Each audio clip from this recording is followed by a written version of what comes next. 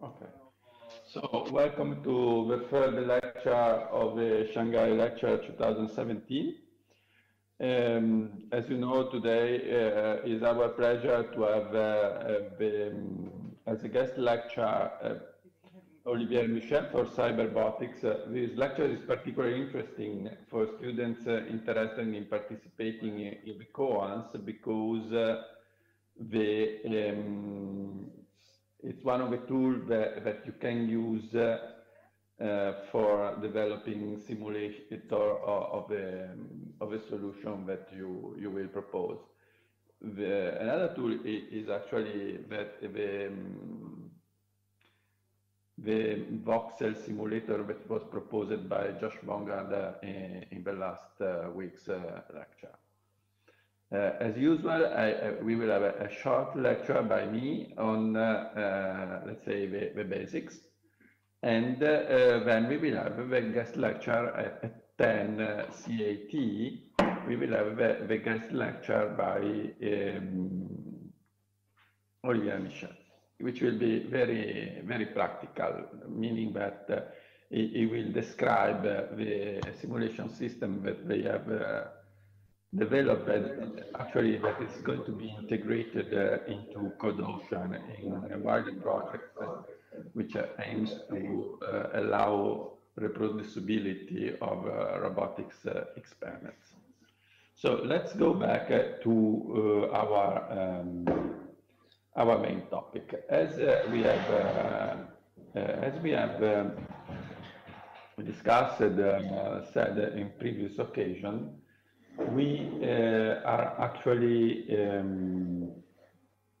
we might be in front of a bottleneck in robotics because if we wish to implement as we want complex behaviors like this one, and the shaking, effective grasping thing. Actually, the solution is to increase the complexity of a system that we build in terms of software, which becomes longer and longer, hundreds of thousands of lines of codes for that self-driving car, and in terms of components. So you would be surprised to see. I hope I can find it and to show you in one of the next lectures how many software component has the famous self-driving car, and how many physical component a robot has in practice. So the complexity is very high already, and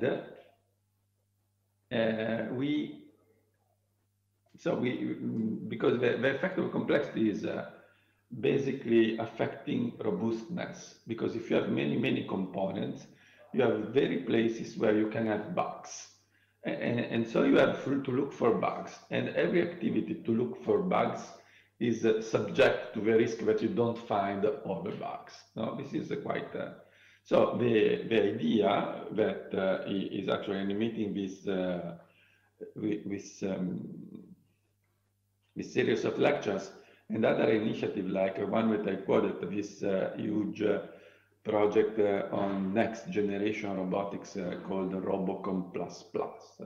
You can check on the internet and from the website. The idea is that, okay, this is a top-down approach, assuming that we have a separation between the mind, which is the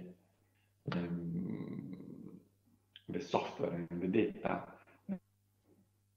On the other hand, I have the body, which is made of steel or plastic and electric motors. Should we go for something different? So if you look on the right side of this slide, you see an internal mechanism of a cell. So on the left side, you have the famous video of Asimov falling from the stairs, where the interesting point is that it's wide force and out force. Why? It just put the foot slightly in the wrong place, not in the exact position of the stair where it was supposed to put the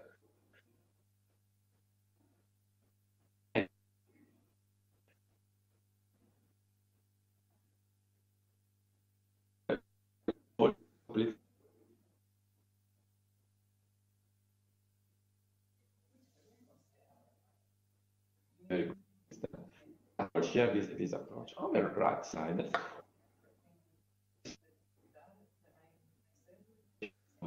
of a protein in a cell, which is, this picture is taken from video, with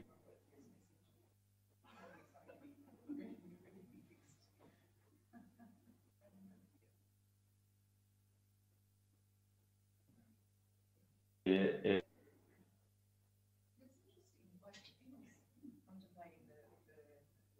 cell waste of,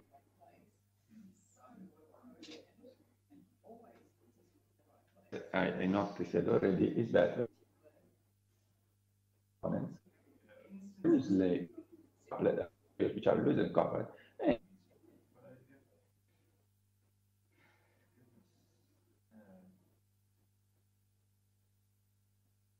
of course, the big question,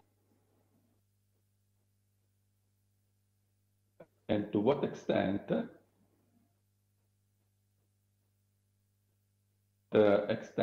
I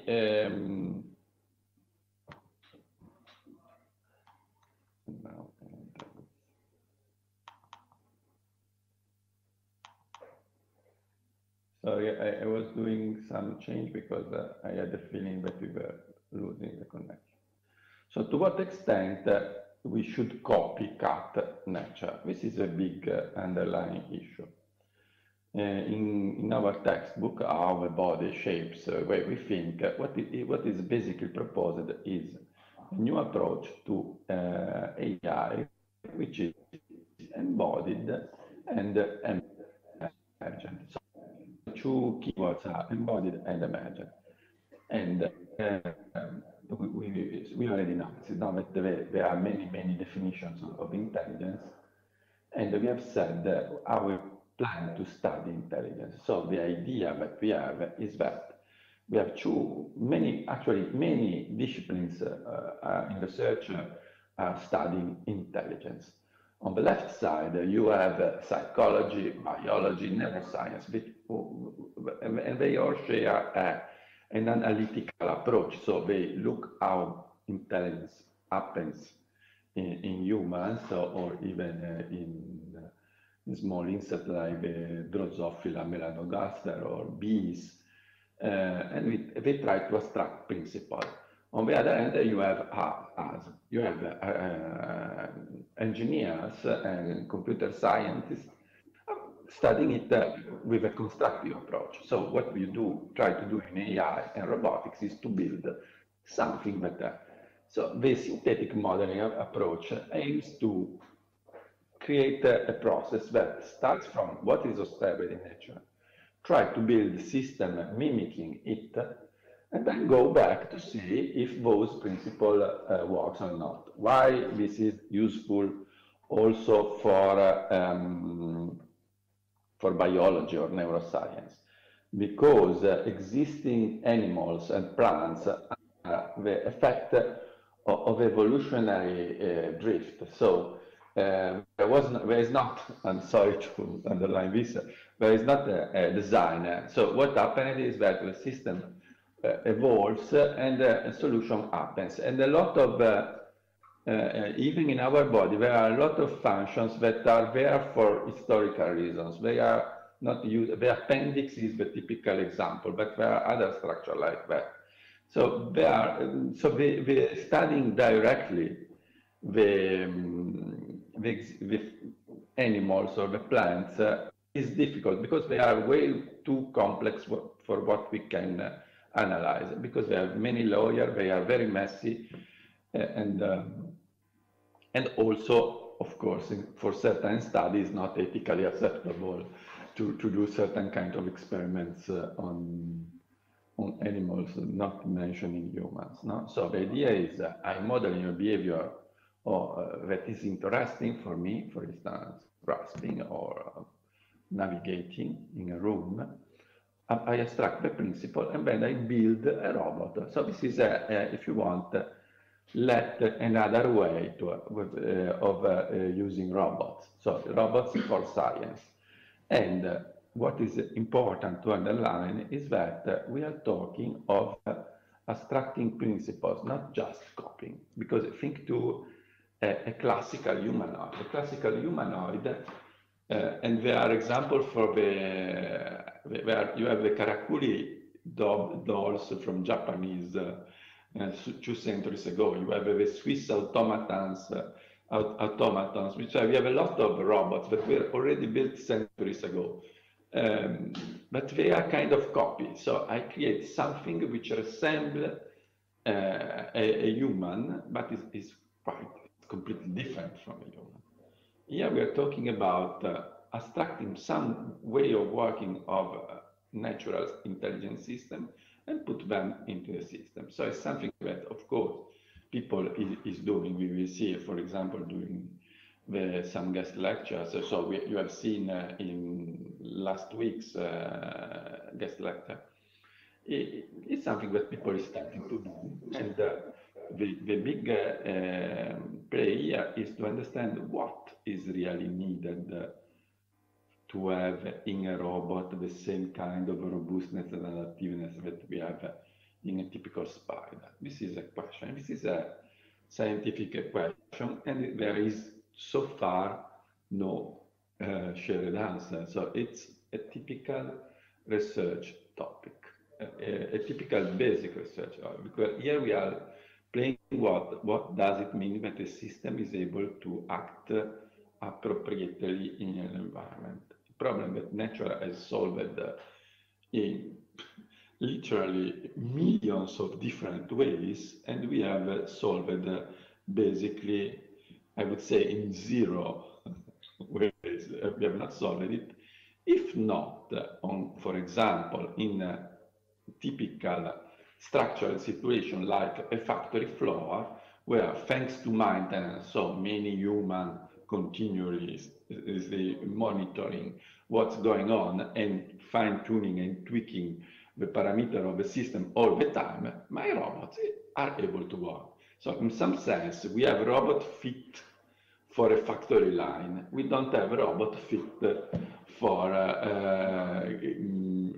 act as a waiter or do the house keeping of this room. No? So I think that when we talk about killer application for robotics, no? So, I think that everybody would buy even for 5,000 euros or dollars an housekeeping robots. The problem is that we don't have it. No? And the point here is that maybe we are not taking the problem from the right angle. If this is because, and this is also true. Now, when we talk of failures, and you will note the commas, no, because AI is extremely successful. I mean, Google, so every time that you use Google or another search engine to find something over the internet, you are using AI of about, that was thought about 20 years ago. And now, of course, it has been refined and developed. I mean, so basically, when you use the navigator, so I'm getting dumber and dumber with the time, because when I have to go in the past, when I have to go to a city that I didn't know before, I look at it in my maps, and I decide what to do. I use it to thought. Now I just follow the navigator, and before it was something special equipment that I had on the car. Now is on the phone, and sometimes I use it in the city. No? So not to come here, but I have to go in Pisa, in a place that I don't know. Quite easily, I will decide to follow the navigator. So I will obey when they say AI taking the control of humankind. To a certain extent, the AI are already controlling my mind when I'm going somewhere. No? So I'm already doing what an AI tells me to do, because it works. So AI has a lot, is extremely successful. Recently, as you know, deep learning, for typically deep learning, but also other approaches have dramatically improved the quality of speech recognition. So things like Cortana or Alexa or Siri on Apple were basically impossible before. They still are quite stupid because it may happen that the system doesn't understand what you really mean. So they have still a lot of, but they more or less understand some basic commands like call my mother. Of course, you have to tell the system that one of your contacts is your mother, but you can tell call my mother. No? So this was almost impossible I would say 10 years ago. So extremely successful. Where it is not so successful is the interaction with the environment. And here is where it comes the point of embodiment. So the point here is that maybe you should consider the fact that the AI is not just an algorithm running a computer, so a disembodied mind, but it's something that actually can move in the environment because it is there. And now we go a little bit deeper in this idea. There's this big question, but I talked about it. The point is that which characteristics of life should I put in an AI? Because probably not everything. But because one question could be, first you build a living system, and then on top of a living system, you build the intelligent system. This would be unfortunate from our point of view, because we should first replicate life and then build intelligence. Likely there are some aspects of living system that are needed. And my bet, and also Rolf's Pfeiffer's bet, and Josh bet, and many other people, is that we need self-organization and embodiment, basically. So we need to have a system. And here another nice question could be if we mean as what exactly mean with embodiment, and I'm going more in detail right now.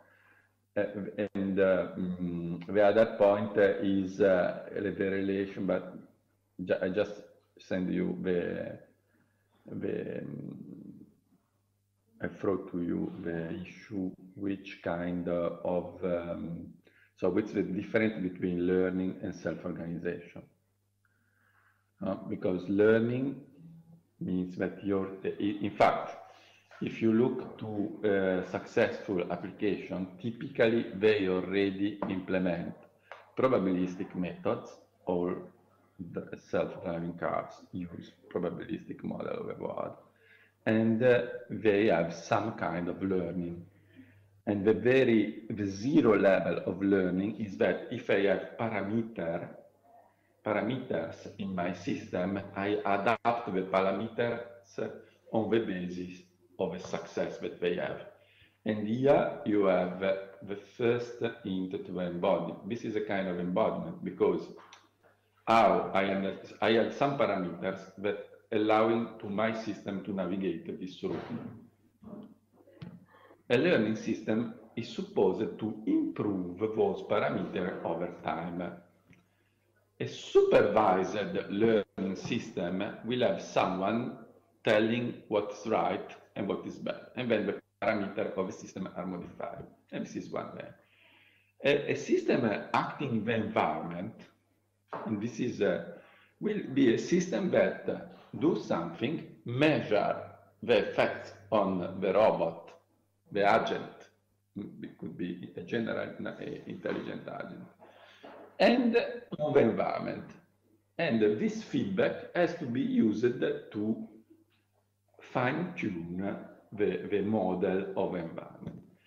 So the difference with self-organization, in between self-organization is learning, is that if you want, learning is a kind of tame self-organizing system, meaning that someone already knows what are the parameters, which are the parameters to implement, and design a way to optimize, so writes some policy, for example, go left if there is something on the right, And those policies are optimized on the basis of what the results of action.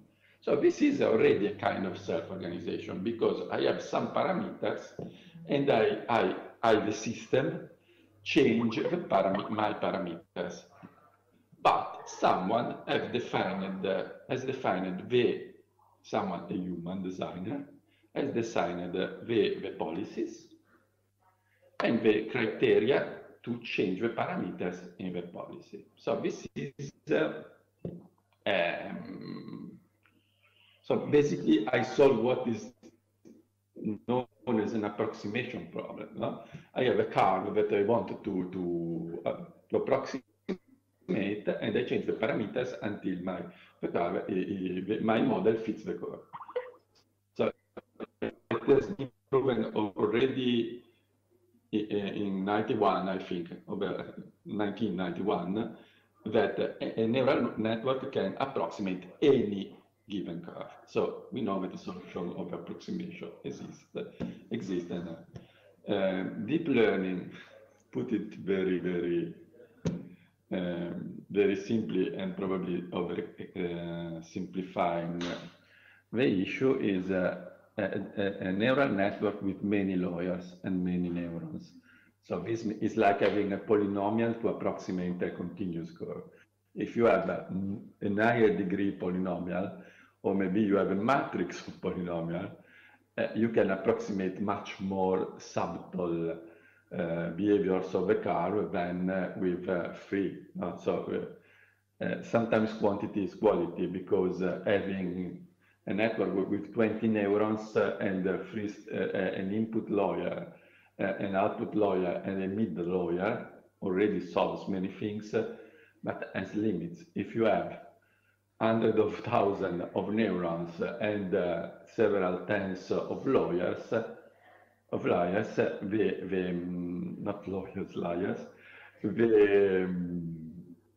you can do more. And what we see is that we can do more. So it's not as like in the self-organization, on the other hand, what is supposed to happen is that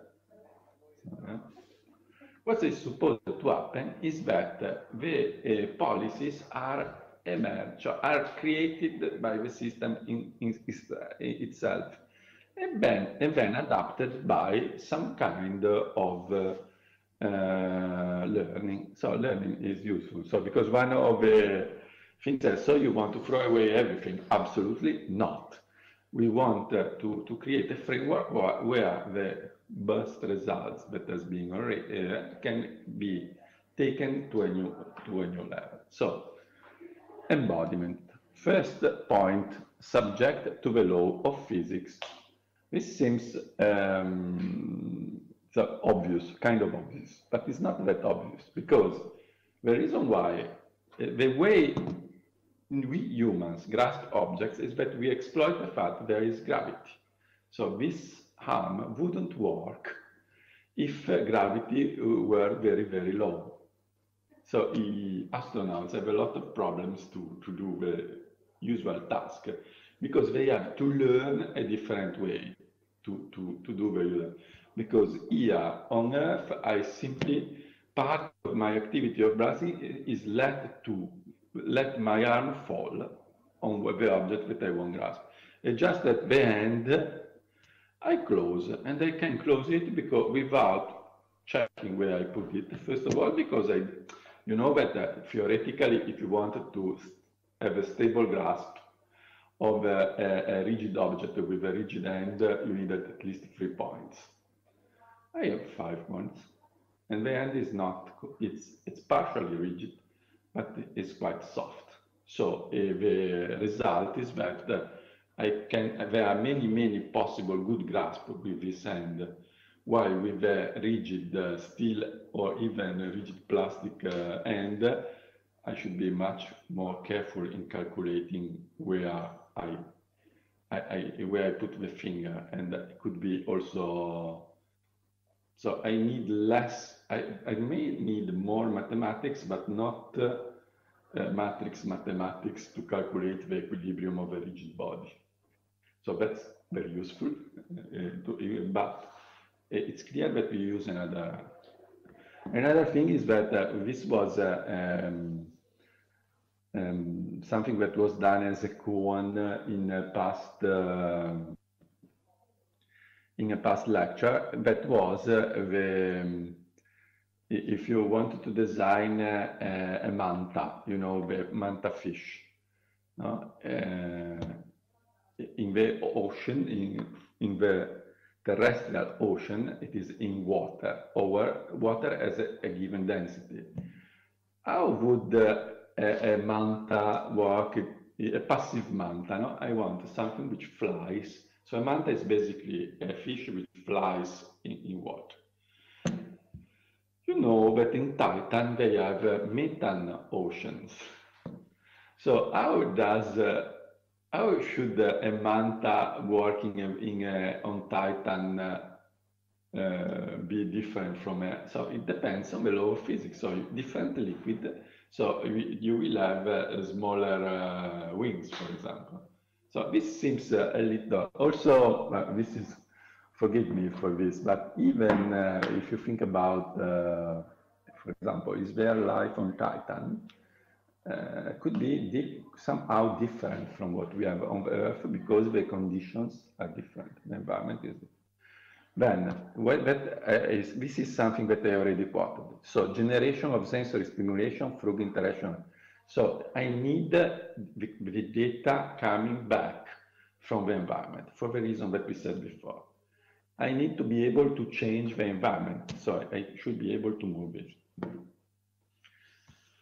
I need what is called a model which is that of a complex dynamical system, which is a model where there are different behaviors at different levels, and I need to perform morphological computation, which is a way to say that, for example, here, not all calculation is made by the brain. Part is simply the fact that this arm, I repeat this, but because it's one of the core concepts, this arm is connected not by rotational joint, as we put in our model, but a very complex shape, which also quite deformable to here. But the way it has evolved during ages is such that it works to do that. So I don't need to do a lot of calculation to also, it would be interesting, and this is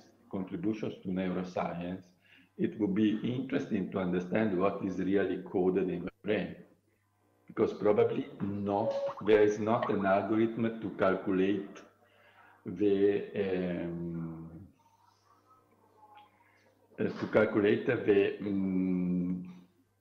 how you call it, to calculate the trajectory. But there is for sure something which put my hand and my arm in the right position. For instance, I rotate, then you know that in the eyes are actually floating in a deformable structure, and we move them. So when we look at someone, we continuously, so you know also that you continuously close the eyes without noticing, because the brain filters the moments that, so there are a lot, but morphological computation means beware, part of a calculation is not actually calculation. And then I will close here because it's almost time for the guest lecture. So here is what we expect from the intelligent behavior. That has to be emergent from system environment interaction. So not just, so the idea is that my behavior works because there is gravity, because my arm is made in a certain way, because my eyes are good for detecting this kind of objects. You know the story that there might exist 12 dimensions in physics, right? We just see 3. So I don't see, but even without going weird things like string theory, I don't see X-rays. I don't see the radio waves that allow my computer to stay connected to you. I don't see a lot of things. I just see what is useful for me, probably in the beginning to grasp fruits from a trees. No? And then, so we did a lot of, so we learned a lot, because now we do a lot of things which are quite different from grasping, but it's true. We don't see X-rays, for example. We don't see and don't hear ultrasounds. So even, and we see a pattern of color which is not the same for every animal. Now, depending on your niche in the ecosystem, you have different senses. Then, and this is what we are looking for, there are some general principles that all systems acting in the environment autonomously share. So, and emerge. So, based on a large number, this could be more difficult for us, but could be simply processing a computer connected to a soft component. No? Because one of the issues with soft robotics is that, for instance, here I have a distributed sensing and distributed actuation. This is so far something difficult to implement in a system. So if you know, of course, every student proposing something on this is welcome, no? Because this is one of the open issues. So we needed to, because those parallelly, the processes are all the data coming from all the pointing of my skin. And I should be able to create the sense of touch by looking in the regularities in this. So I don't need to look, since I'm an adult probably, I wasn't able to do it when I was 2 months old, but if I don't look at the phone, I can taste and say, ah, this is the phone, without looking at it. And this is something so asynchronous, because all these things happen out of my control. And then this concept of coupling is important, because it's clear that so it go closely to philosophical issues, because it's clear that what we perceive is what we can perceive. Again, I don't see radio waves, and I'm sure that there might be even be too many. No? So, and then you know that there are the passive workers, so typically system trying to work with the humans. And this is probably given to, I go through quickly in this, and then is where we will start next time. Is so it should be clear for what we said so far that it's a bit oversimplifying to say, and what does it mean embodiment? No, the first answer could be, means that the intelligence requires a body. Yes, but more in detail, what we are actually saying, and this has an influence also in a model of a human brain or of a rat brain, which is probably more close to what could even be too much for us, but an insect brain is the behavior that we see as intelligent that results from the interaction of a brain, its own morphology. So it's a different way of thinking of an insect and the dog and the human, the dynamics, the materials, and the environment. So typically you can fly in water, you can fly in air, but you can fly in a rock. No? So the environment is critical, because it actually constrains the open issue. And we will, for example, in 3 weeks from now, we will have 2 weeks from now, we will have a very technical treatment of this problem, is how this morphological computation, this emergence, can be put in a model that I can, on the one hand, use to understand the behavior of a natural agent, and on the other hand, to build a new soft, super robust and adaptive robot, which today doesn't exist. We hope it will exist in 10 years from now. And I can finish here, I think.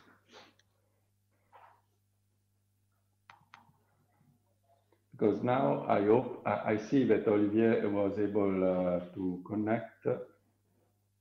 So if there are questions, I will be happy to receive questions, but since we are a bit, so you can simply drop me. Since we are slightly late, I would suggest to give the floor to Olivier. Hello, Olivier. Nice to see you. Hello, Fabio. Can you hear me? Can you hear me? I think you need to switch something on. Can you hear me now? Olivier? Yes, I'm speaking. Can you hear me? Can you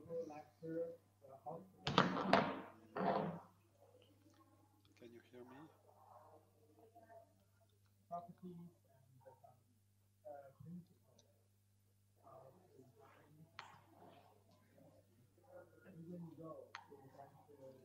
I should stop the sharing probably.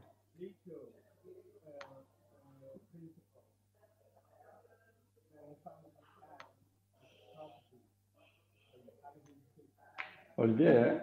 Yes. I'm trying to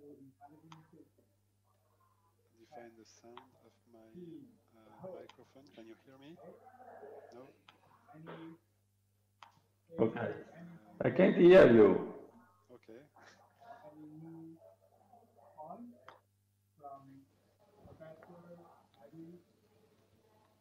Can you hear me now? Can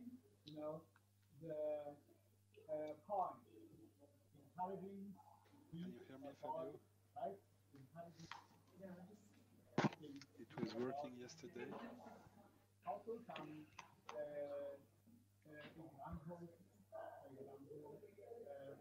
Olivier? Yes? Can you hear me? Say something. I am speaking. You cannot hear me. Okay. I can try to restart. Say again something. Yeah? Can you hear me? Now I can hear you. Okay, very good. Very good. Sorry. So it's still a kind of experiment. So we want to build robots, but we still have some problems with video conference. So thank you for coming. Thank you. So now I can consider that everybody can hear me. Yes, I think so. Okay. Nobody complains. I assume you. Okay, very good. So I'm very glad to be able to present this lecture at the Shanghai Lecture, especially to be able to speak in front of people located in China, Japan, Spain, Russia, and so on, and Poland as well. So it's very good. So basically, I will make a short introduction on who I am, and I will present one of the projects I am working on currently, which is called Robot Benchmark. So basically, this is a web-based robotic simulation system, which anybody can use to compare control algorithm and standard robotics benchmark. So I would like to give you first a little bit of background about myself and my company. So I am going to share my screen. Okay, can you see my screen? Yes. Okay, very good. So, so this is the website of Robot Benchmark, which I'm going to speak about in a moment. But right now, I'd like to introduce cyberrobotics.com, which is basically the company I founded about 19 years ago. And this company is developing the Webot software. So the Webot software is a robot simulation software, which is used as a backend in the Robot Benchmark website. So when you start a simulation on the Robot Benchmark website, actually it will start a WebHot instance running on our servers. So just to give a quick overview of what WebHot is, there's here a short video presenting WebHot, so what it can do. So basically, the software was developed 20 years ago and is used now in universities across the world. It's used mainly for teaching and research, but it's also used in industry. And recently, we've been working with a number of automobile manufacturers who are interested in simulating autonomous vehicles. So we've been working for Renault Nissan, for example, and we have some discussion with other car manufacturers. So here you can see a simulation of a swimming robot, which was developed here at EPFL. So the software allows you to simulate the physics of the world, including fluid dynamics, as you can see.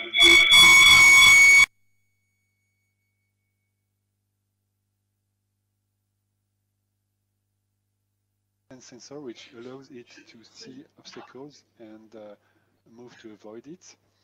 Here you see a different simulation based on Aldebaran Now robots. We simulated those robots and especially the scenario of the standard platform league used at the RoboCup. And this simulation is included as a demo in the WebHot software so that you can program the robot to perform as well as possible on this very well-known robotics benchmark, which is the standard platform league of the RoboCup. So as you can see, we are modeling every sensor very accurately, the pressure sensor in the feet of the robot, but also the two cameras which are embedded on the robot. And on those images, you can really do image processing, like to locate the ball, to try to kick it. You can see there are shadows in the image, like in the real world, and shadows is a difficulty when you're doing image processing, so you have to take this into account as well. Okay, so here you can see a video of autonomous car simulation. So because nowadays cars are becoming more and more autonomous and they integrate more and more technologies coming from robotics. It's very common to have cameras, radar, lidars on board car now. And actually there's a strong interest from automotive manufacturers to test autonomous car scenarios in simulation, because that's much more convenient than testing this in real cars, as you can see here. You don't break a car when you test in simulation. This is another example of what the simulation can be used for. In that case, it's a model of a mobile manipulator developed by KUKA Robotics. And the simulation model includes this Mecanum wheel system that can drive the robot in an omnidirectional way. So you can see here a simulation where the robot will move laterally using this system. And here you can see different configurations. Olivier, may you talk low there? Sorry? May you talk low there? Okay, louder. try to speak Okay, louder. yeah. Because someone doesn't hear very well. Okay, okay. Maybe I can raise the level of my microphone. That's also an option. Yeah. I'm not sure how to do this from here.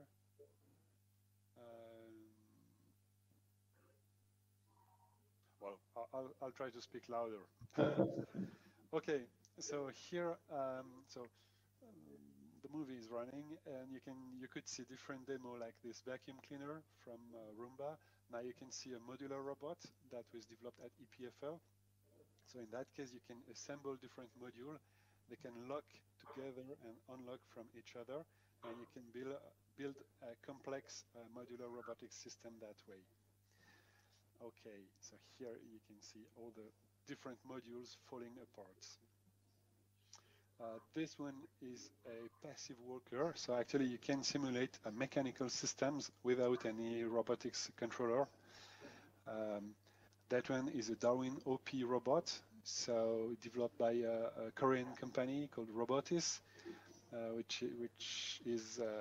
which has expertise on servo motors, and this robot is full of servo motors. Here you can see this robot was actually calibrated against a real robot. That is, the behavior you get in simulation is very similar to the behavior you get on the real robot. And you can actually very easily transfer the code controlling this simulated robot onto the real robot, and you will observe a very similar behavior on the real robot. We also simulated the camera so that the robot can see the ball. So here is an example of a real robot on the right-hand side and a simulated robot on the left-hand side. This is to demonstrate the calibration of the simulation. Also with this wheeled robot, the Epoch robot, we spent a lot of time to calibrate the simulation model so that it matches as much as possible with the real robot. So here you can see the real robot executing the same algorithm, which is a simple line following in real and in simulation. So actually this is to demonstrate that simulation tools are not only to show nice simulation results, but they are also a tool which is very useful in the perspective of transferring results onto real devices in the real world. So here, this is an example of the NASA Sojourner robot that was sent on Mars. And the student who developed that simulation wanted to demonstrate the ability of the mechanical system of the robot to climb over big obstacles. And you can see he could simulate the physics of the mechanical system, allowing the robot to climb over obstacles. So that's another very different simulation. In that case, it's a modular table with different modules that can assemble to each other and that can connect and unconnect, as you could see in the previous simulation with the green robot. And here, it's a simulation for developing mobile furniture. So here is a different robot again. From Bluebotics. So this one is also designed to be able to climb over big obstacles with a special mechanical system. Maybe I will skip a little bit forward in this video because I would like to focus on the robot benchmark. So that's a vacuum cleaner robot that is moving in an apartment. You can see the carpet simulation here, which is a big problem for this kind of vacuum cleaner robot because they often get stuck on the carpet. So we can simulate that and take this into account. Okay, I'm stepping forward. So here we can see the simulation of physics in the environment. So every object has physics simulated. You can see the objects are rolling, falling down, as naturally as possible because of their mass distribution, friction parameters, and so on. Okay, you can open the doors, you can see the effect of physics in the environment. Like in that case, we dropped a book on the top of the robot, and the robot is carrying the book along. And that's it for this video. Okay, so I will now move on the Robot Benchmark website. So actually, Robot Benchmark was designed to promote the use of simulation in the robotics community, but also to help students learn about robotics and also demonstrate their skills at robot programming. So I think we have a short video, which is 2 minutes long, and which I believe is a very good introduction to what Robot Benchmark is. So I will open this video in full screen. And can you hear the sound of the video?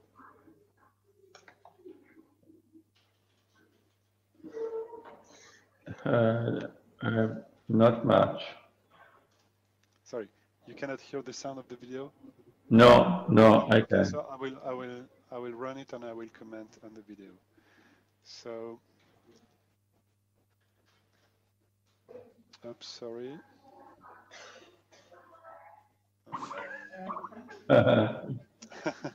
This is advertising. No. Okay, let me get back.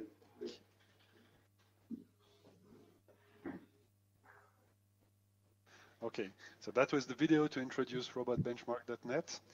And in this video, I'm explaining that this is a website, a new service that is available for free to anybody, so that you can learn about robotics, you can program robots, you can learn how to use a robot simulator, and you can program robots using the Python programming language, which is the easiest programming language we can use in robotics. So here you can see a simulation of the Now robot running on a 10-meter race. And here you can see tools that will allow you, if you use Robot Benchmark, to promote yourself as a robot developer. So we'll see that in a moment on the website. So you can. So we currently have a series of 10 benchmarks available on the website, and you can program the robot on those 10 different benchmarks. So this one is a humanoid marathon, for example. So this one is an inverted pendulum robotic system. So you have to maintain the pendulum as long as possible. This one relies on vision, so you have to track the yellow duck in the environment and to keep an eye on it. This one is a very simple wall following benchmark. And for each benchmark, there is an evaluation matrix which provide a unique scalar value that correspond to the performance you could achieve on the benchmark. So I will stop this video, which is, by the way, available on the website here, and we will go into the benchmark here one by one. So on this website, you may need to create an account. So here you can sign up and log in on the website. So as I already have an account, I can sign up and I can use my Google account or GitHub or Facebook account to log in. So in that case, I will use my Google account. So now I'm logged in as Olivier Michel, and I see the video here, and I can see the list of benchmarks. So currently we have 10 benchmarks here, and they are ranked by a difficulty level. So 1 star is the easiest, and 5 stars is the most difficult. So this one is easy for anybody. 2 stars is middle school level, I think. So yeah, 1 star is middle school, 2 stars is high school, 3 stars is bachelor, 4 stars is master, and 5 stars is PhD level. So let's start the easiest one. So I click here and I can see a description: learn how to control the position and orientation of the viewpoint in the 3D world, which means that here I can see a 3D simulation, and by pressing the mouse I can change the viewpoint. Then I can see here a list of people who achieve various performance. For example, this guy is currently the best one with a performance of 99.22. So what does that mean? My own performance is a bit lower, so I will start with this benchmark. So what happens now is that Webbots is launching an instance of a simulation, and here I can see this simulation and this window that explain what the benchmark is about. So in that case, there are three tabs in this window, and one of them provide the overview of what the benchmark is about. The other one provide the metrics, that is how the performance will be measured. And the last one provide the instruction, that is, it explain how you will use the mouse pointer to rotate, translate, zoom, and tilt in the viewpoint. So now I'm moving back to the metrics, and I will start playing around. And here I can see the red value here changing when I move the robot. And the goal is to try to reach this view, as you can see here. And as I will get closer to that view, my percentage will get better. So now I am in the positive, and I am at 9%, and I can try to get even closer to that viewpoint to reach a better value. So here I can maybe zoom in. So now I'm increasing the value. It's pretty good. I'm at 90%. I can rotate 92, and then I can record that performance for me. So this performance is 92, but my best record was better, so it will not be recorded actually, because it's not my best performance. So this is just a very simple benchmark to learn how to manipulate the viewpoint. There's no robot programming in there. And so I will quit this benchmark and go back to the benchmark list. And we'll start with the first benchmark, where we learn how to program a robot and see the result in simulation. So here there is this animation. There is still the list of users that achieve the benchmark. So most of them could achieve a 100% performance on the benchmark. So it should be very easy. And actually it is. So here you can see a robot. So the goal with this robot is to reach the target that you can see here as precisely as possible. And the metrics will be close to 100% if you can get there very precisely. So for that, I have to edit the controller program of that robot. So here you can see a small Python program, which is very simple, which prints something in the console. You get a pointer to the robot, you print like Toto in the console, and then you set a speed to the left motor and to the right motor. So this speed here is a parameter, so I could put, I don't know, a value of 6, for example. I don't know exactly to what it corresponds.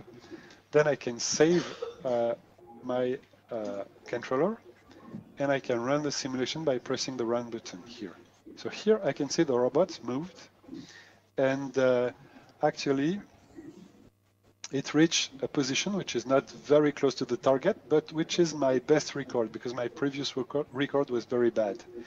So I could break my personal record, and I can now share this result on the different social network like Twitter or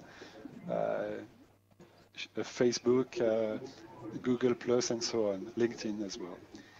But I will not share it because I'm not very proud of that. Instead, I will further improve my program. So let's say value of 10 should be better. So I can save it. I will revert the simulation. And now my program executes, and the result is much better, 83%. I can see that I am much closer to the target. So then I can say maybe 12 was not so bad, so I will try with 12. So let's see what it gives. And 12 is actually very good, 99.92%. So that's a good result. So now if I click OK and I terminate this simulation, I get back to the home page of that benchmark, and I should be able to see myself somewhere in the rankings. So I'm not in the best, but I think I could be somewhere over there, not here.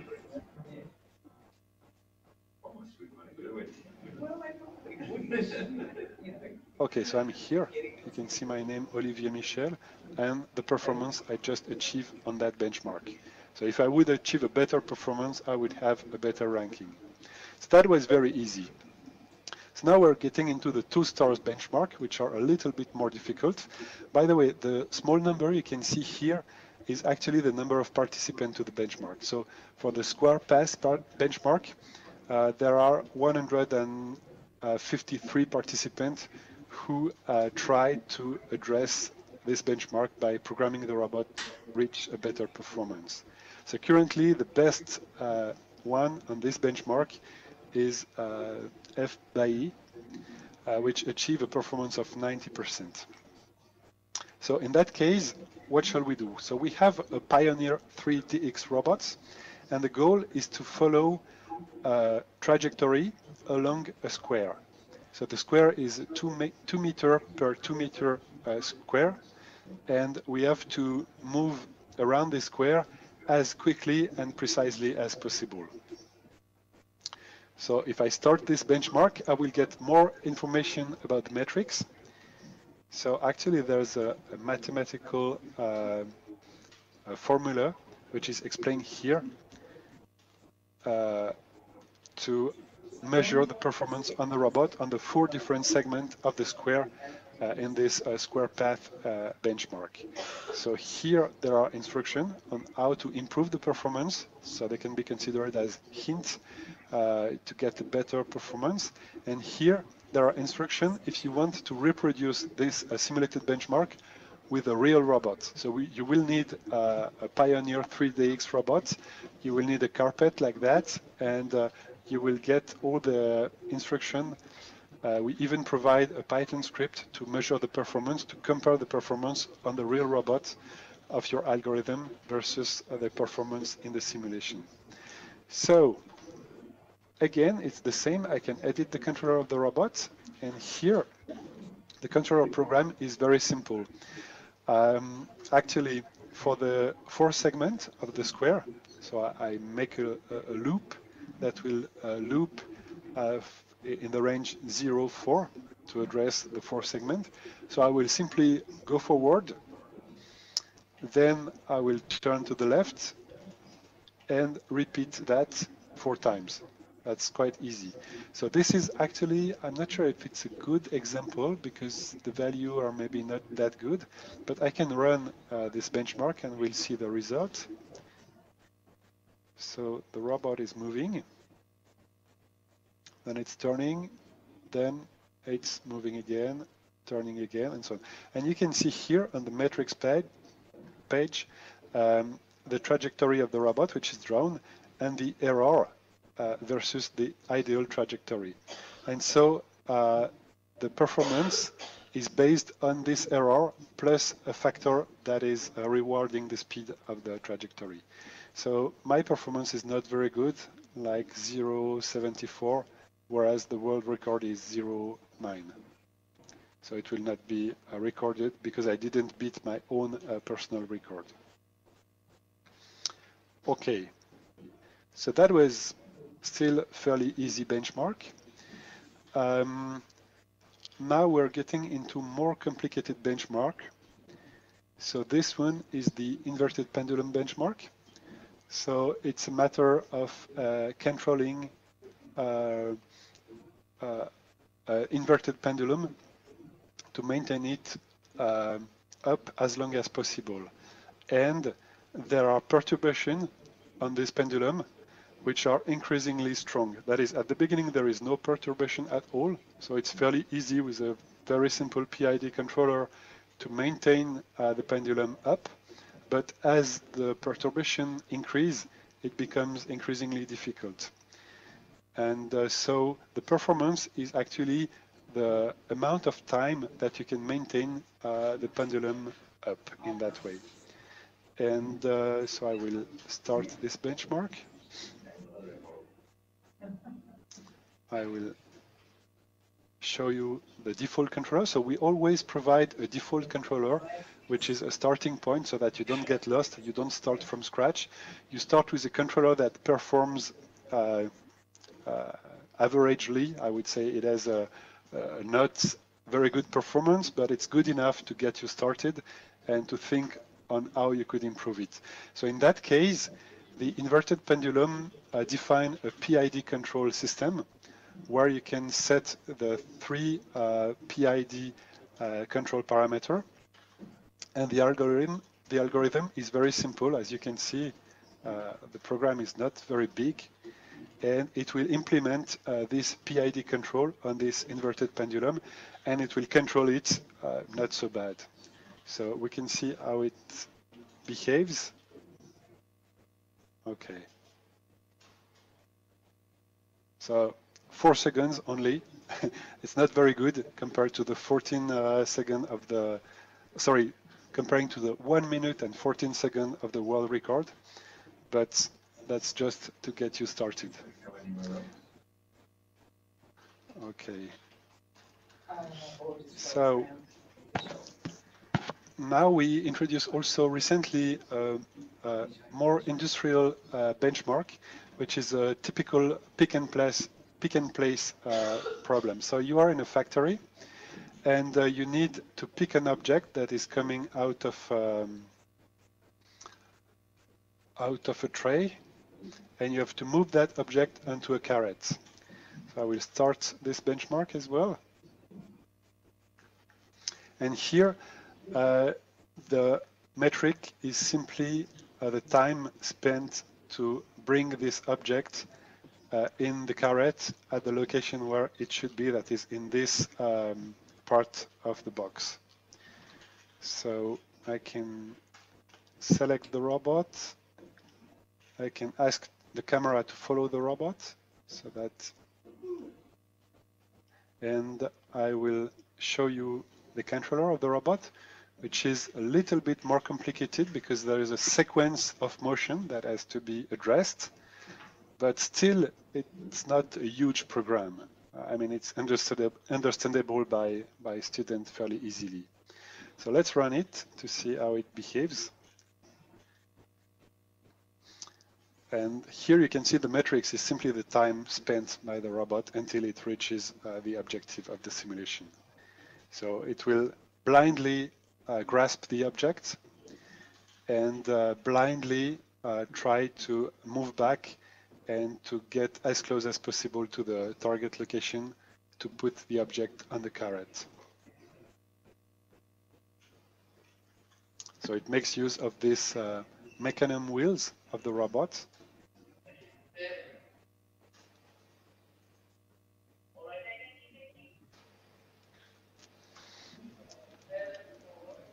And it will try to reach the target. So in practice, it will be very difficult to reproduce that in the real world because of the precision of the device. Depending on the length of the trajectory and the slippery property of the ground, it might be difficult to reach the same level of precision.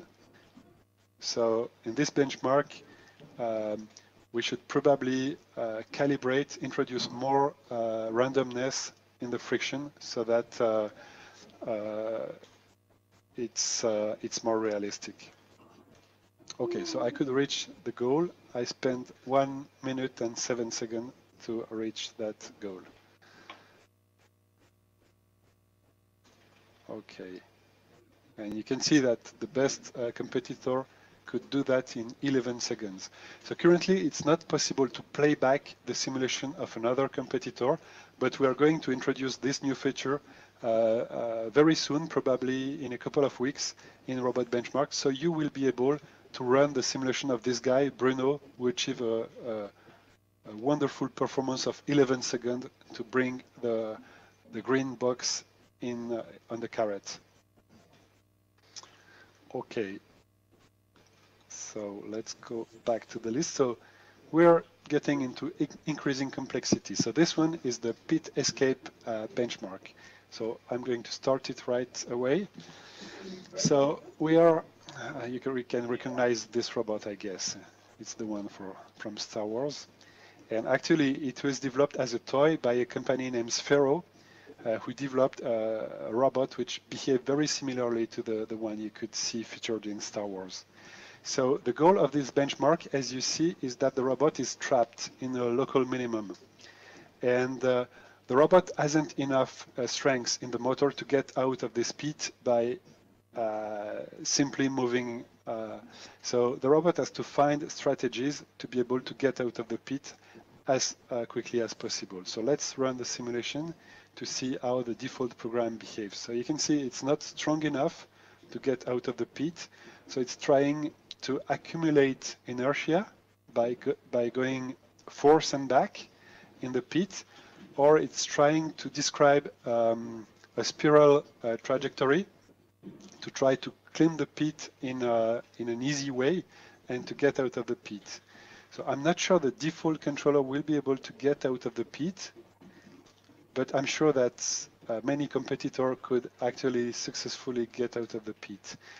I will try to display the robot controller so that you can have an idea of the complexity of the controller. So the example is not very complex. You can see it's a single page of code where the robot will simply try to move forward and backward. Okay, so I broke my own personal record. It was not difficult. And actually the metrics measure the performance on how fast you got away from the center of the pit, how far you got away from the center of the pit, and how fast you could escape from the pit, if you could escape. So if you can escape the pit, your performance will be over 50%, otherwise it will be below 50%. But we want to still reward a controller that can move sufficiently away from the center of the pit, even though they cannot fully escape. That makes the matrix landscape more smooth, and we can better rank the performance of the different users. I think that on the animation we can see here, the robot will get out of the pit.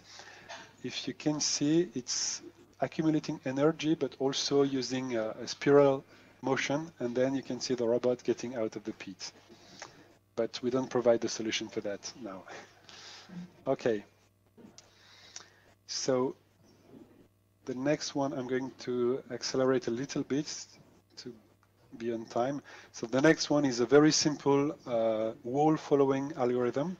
Again, we have a Pioneer robot, and the goal is to follow this wall as closely as possible. And the benchmark performance is based on the quality of the wall following behavior. We have this humanoid sprint benchmark. So in that case, you have to program an AO robot to walk as fast as possible on a 10-meter race. So maybe I will quickly start it. So you can see the robot here. I will run the simulation. So the robot is moving.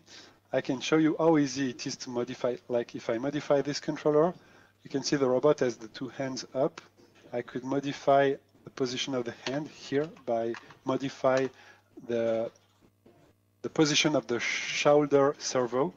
And here, let's say I'll put that 0. I save the controller and I revert the simulation.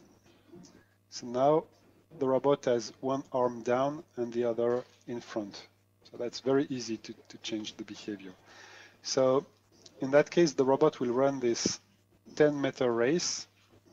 And as you can see here, there's a timer. And the performance is simply, the metrics is simply the one you can see here on the timer. So you have to walk as fast as possible.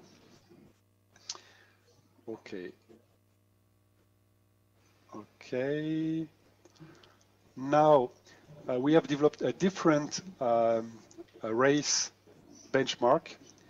So in this benchmark, the goal is not to go as fast as possible, but the goal is to go as far as possible.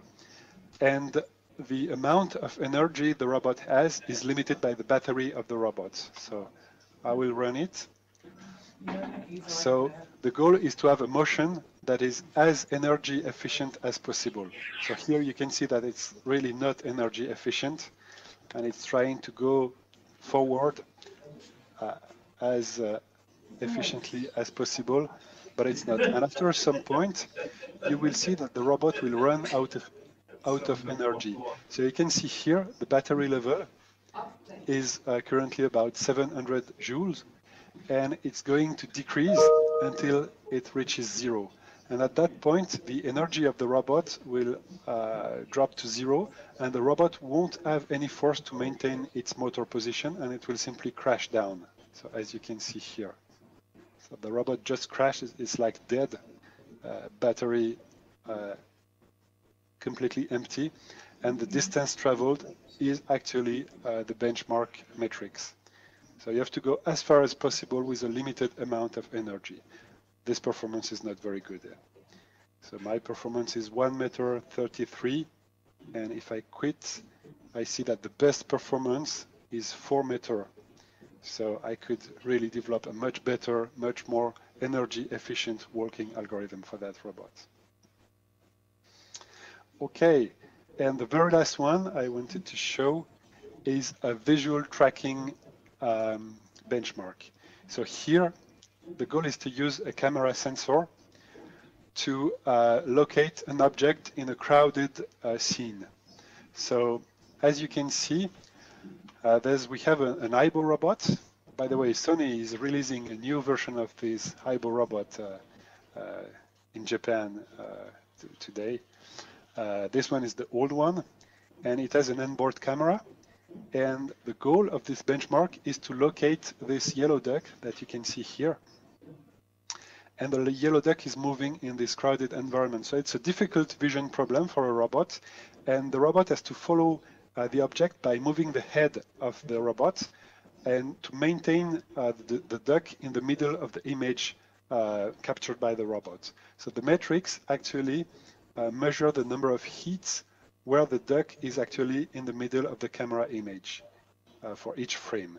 And the metric, which is described mathematically here, actually rely on this. So I'm going to run the simulation, and here you can open the robot window to display actually the view of the robot. And on that view of the robot, so you can see the duck is moving, and now the robot has lost the duck. So now he found the duck again, and he's trying to track it, but then he tracked the car by mistake because the car has the same color as the duck. So you can see the vision algorithm is not very efficient because it misses from time to time the target, which is the duck. And so the hits are wrong, and the metrics is accordingly bad when the robot misses the target. So this benchmark uses Python, but also we provide the OpenCV library in Python so that you can use state-of-the-art vision processing libraries to implement this object tracking behavior. Okay, so just a quick look at the robot controller. So as I said, it's using OpenCV. You can see that by this import CV2, which is the Python import for OpenCV.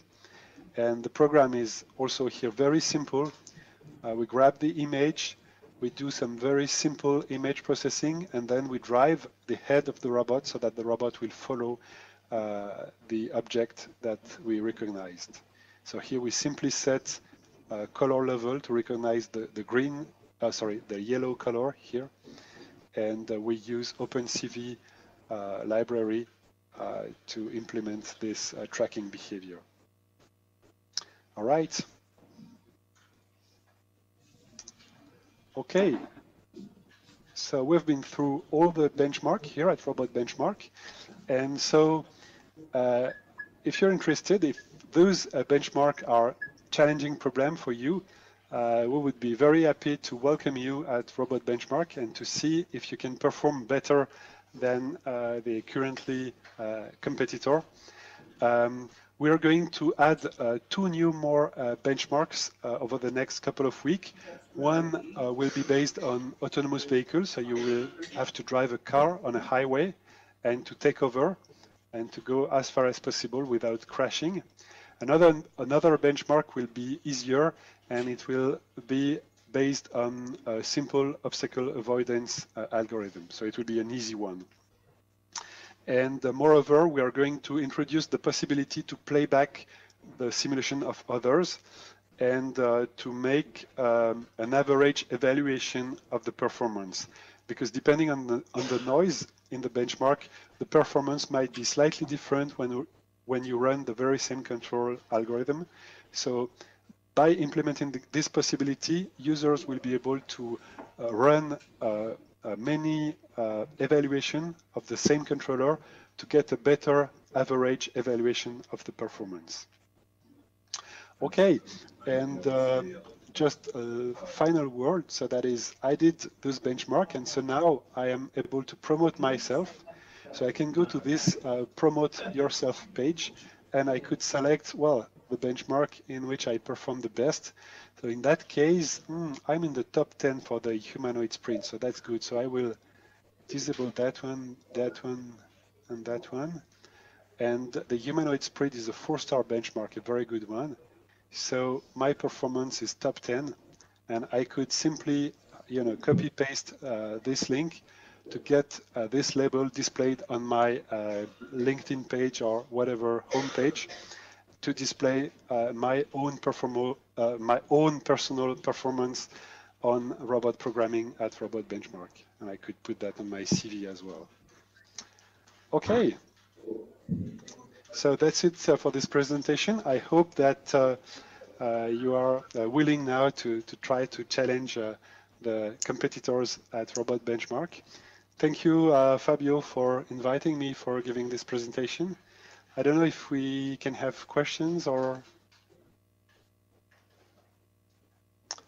I will close this. Okay. Okay, thank you, Olivier. It was, I think, very interesting. I think it was very interesting. Thank you. And also, it's very useful because, as the student, and the students know, we will create multinational groups of people trying to solve some serious problem that we will put in the form of a koan. So we call it a koan, and following the Zen tradition. But practically is a very challenging problem with complete freedom of finding solutions. So we hope that it will be funny. And kindly, this system is free for everybody, the web system. And also it will be possible through the registration to have a 6 months free license of Webots, thanks to Cyberboptics. I don't know if you have a question, because it's very, I think that you should put the lofty principle that we enunciate in the more properly theoretical part of the lectures with this kind of tools, and to see the link, because even this morning I did some claim. I said, this mechatronic approach, if you want to have more complex behaviors, you will run into having too complex system, and finally it won't be robust. And then I said, passive walking is under a certain aspect better than fully actuated walking. But you should be able to prove that. And tools like this allows to do comparison. Why this benchmarking issue, which seems a bit typical engineering obsession for measuring everything?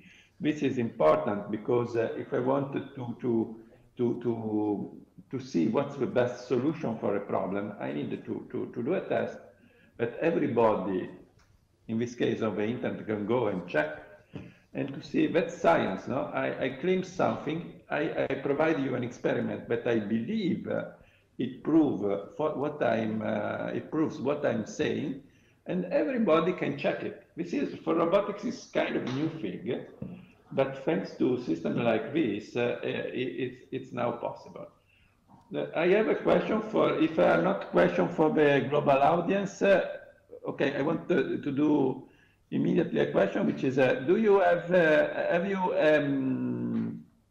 a model of the Cornell Ranger, for example? A model of what? Of a Cornell Ranger, or any passive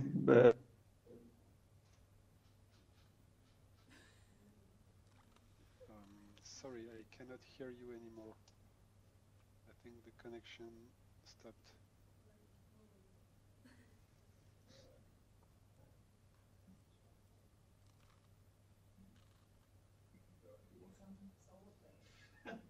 Hello, Fabio? Yes, I think I understood your question, but I'm not sure you can hear my answer now. So the question was, do I have a passive walker simulation? So we do have a passive walker simulation in Webots. However, we do not have this currently in Robot Benchmark. But that would be very easy to introduce it in Robot Benchmark. The thing with the passive worker is that it has no controller because it's passive. And so the user could play with the dimensions of the robot and the mass distribution and this kind of physical parameter of the system, and could check in simulation what could be a good configuration for a passive walker.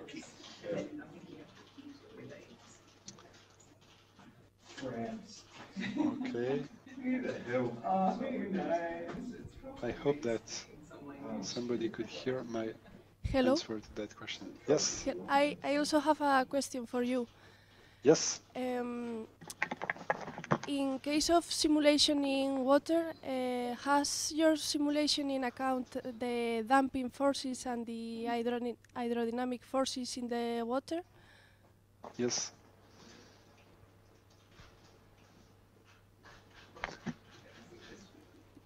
Could you hear me?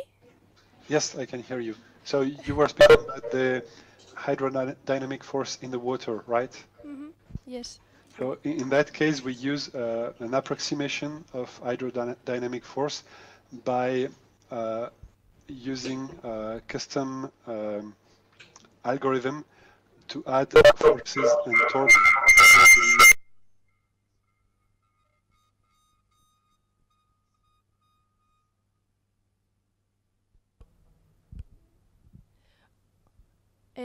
I cannot hear you, sorry. Sorry, you could not hear my answer. I could not hear your answer. Okay, so the simulation you see was the Salamander robot, right? Can you hear me? Yeah. Yes. In that case, we developed a custom fluid dynamics for that robot in order to be able to apply forces and torque on different parts of the robot to accurately simulate the fluid dynamics on that robot.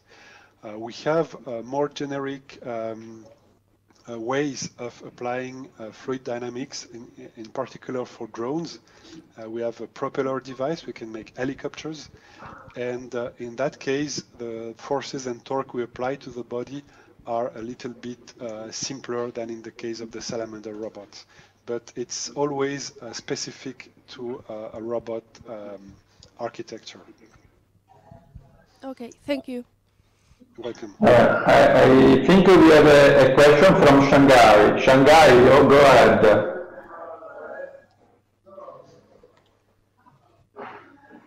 Shanghai?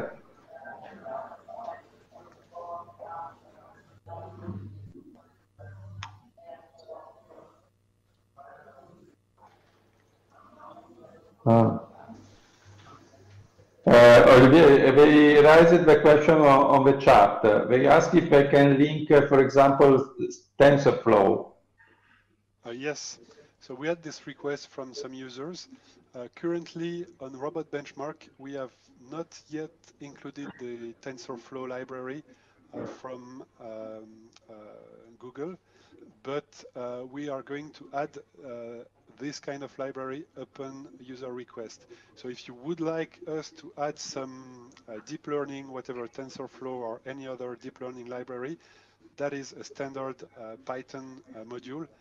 Just ask us and we will add it for you. Yes, I will be happy to act as an interface. We will be happy to act as an interface to Olivier. If you don't want to call so if you can contact him directly, of course, I think. But I can act. We can act from here as an interface, and I mean, I think that really you will see when we will publish the koans, we can check the koans from past years. Deliberately, they will be challenging. Next week, we will have a young guest lecturer, Francesco Corucci, who actually building on a koan work that they did in a Shanghai lecture was actually able to publish on PNAS, no? So, and went to work with Josh in Vermont. I mean, so it depends. The spirit of a koans is to be open. So if you want, you can push them to real scientific value.